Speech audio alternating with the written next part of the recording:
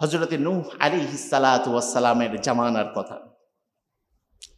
হযরত নূহ আলাইহিস সালাতু ওয়াস সালাম তিনি, তার আরেক নাম হলো আব্দুল গফফার।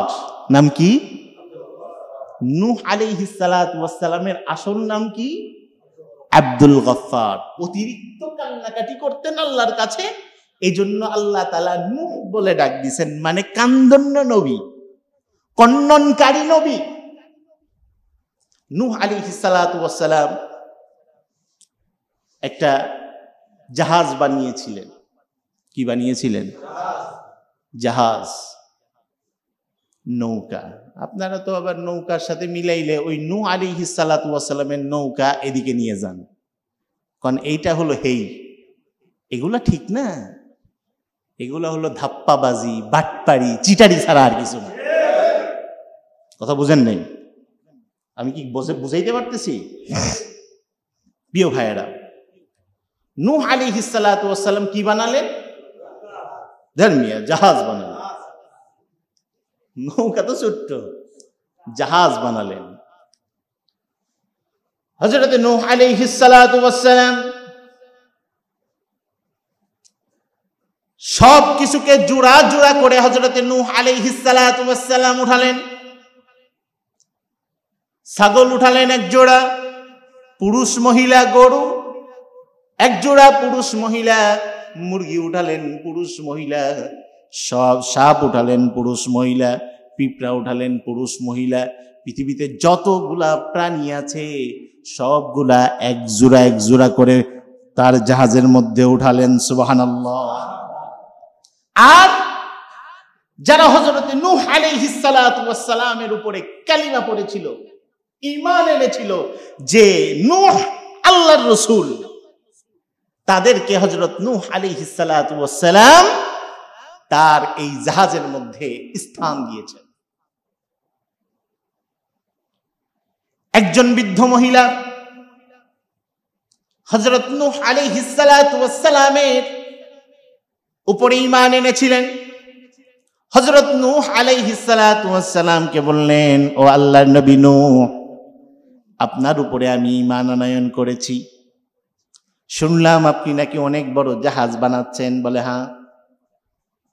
কেন? বলে বন্যা হবে, এমন বন্যা হবে যেই বন্যার কারণে সমস্ত প্রাণীকুল আল্লাহ তাআলা ধ্বংস করে দিবে,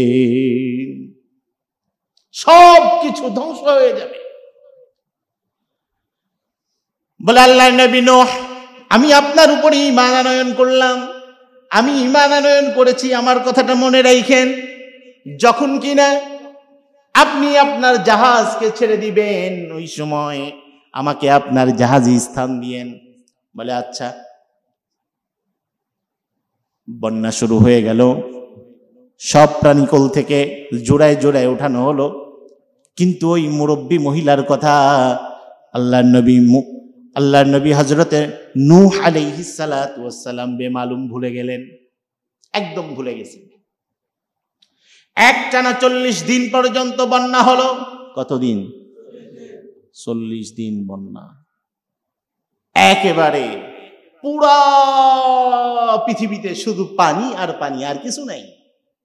পাহাড় টাহাড় যা কিছু আছে সব কিছু একদম পানির গহ্বরে হারিয়ে গিয়েছে, কিচ্ছু দেখা যায় না,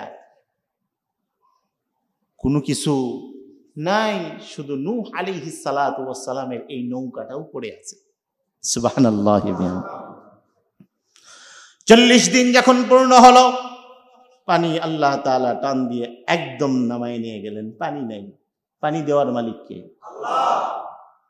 আমাদের দেশে বিদ্য, আমাদের দেশে পানি অন্যরা দেয় না। কি যেই সময় পানি দরকার সেই সময় তো পানি পান না, যেই সময় পানি দরকার না ওই সময় ডুবে ডুবে মরেন। তাহলে বোঝা যায় কি? আল্লাহ মাফ করেন, বলেন আমিন। বৈষম্য, আমাদের দেশে বৈষম্যটা বেশি। কি বেশি? কি বেশি? বৈষম্য বুঝেন তো? একজনের থেকে আরেকজনরে অগ্রাধিকার দেওয়া, এটাকে বলা হয় বৈষম্য। এটারে কি কয়? যাক, ওদিকে যাব না, কারণ ওই বিষয় আবার চলতেছে, কি বলতে কি বলে ফেলাম, পরে ঝামেলা। বৈষম্য আমাদের দেশে বেশি। প্রিয় ভাইয়েরা, হযরত নূহ আলাইহিস সালাতু ওয়াস সালামের জাহাজ যখন নিচে নেমে গেলেন, নূহ আলাইহিস সালাতু ওয়াস সালাম জাহাজ থেকে নামার পরে মনে পড়ে গেল, হায় হায়, একজন বৃদ্ধা মহিলা আমাকে বলেছিল যে আমাকে আপনার সঙ্গে নিয়ে যায়েন। তিনি খুবই লজ্জিত হলেন, খুবই ব্যথিত হলেন। হায় হায়, আমি আমার এক উম্মাহকে ভুলে গেলাম। এই চিন্তা করতে করতে তিনি হাঁটছেন। দেখা যায় একটা ছোট্ট একটা ঘর, যা কিছু আছিল সব শেষ হয়ে গেছে, কিচ্ছু নাই, বিল্ডিং গুলা নাই, যতগুলা বাড়িঘর ছিল কোনো বাড়িঘর দেখা যায় না, গাছপালা নাই, সব শেষ।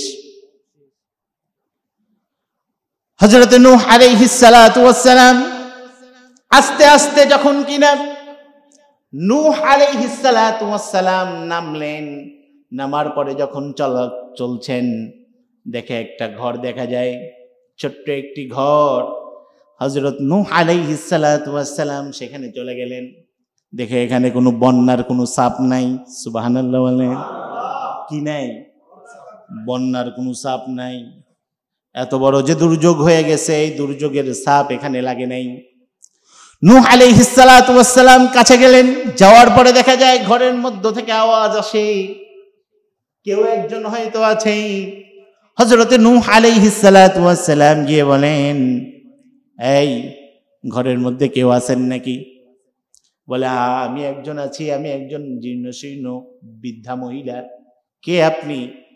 বলে, এই জামানার পয়গম্বর হযরতে নূহ আলাইহিস সালাম। মহিলা বলছে, ও হ্যাঁ, আপনার কথা আমার মনে আছে।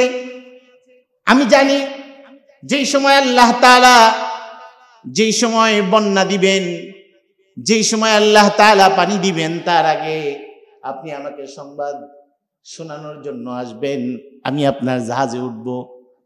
বুঝতে পারছি আল্লাহর পক্ষ থেকে হয়তো আপনি ওহী পাইছেন যে বন্যা হবে, এই জন্য হয়তো আমাকে জানাইতে আসছেন। হযরতে নূহ আলাইহিস সালাতু ওয়াস সালাম বড়ই লজ্জিত হলেন, লজ্জিত হয়ে সিজদায় পড়ে গেলেন আল্লাহ। এরপরে তিনি বললেন, মাগো, আমি আসলে ভুলে গিয়েছিলাম, বন্যা তো হয়ে গিয়েছে। মহিলা বলে, আল্লাহর কসম, আল্লাহর কসম, বিন্দু পরিমাণ বন্যার আভাস আমি টের পাই নাই।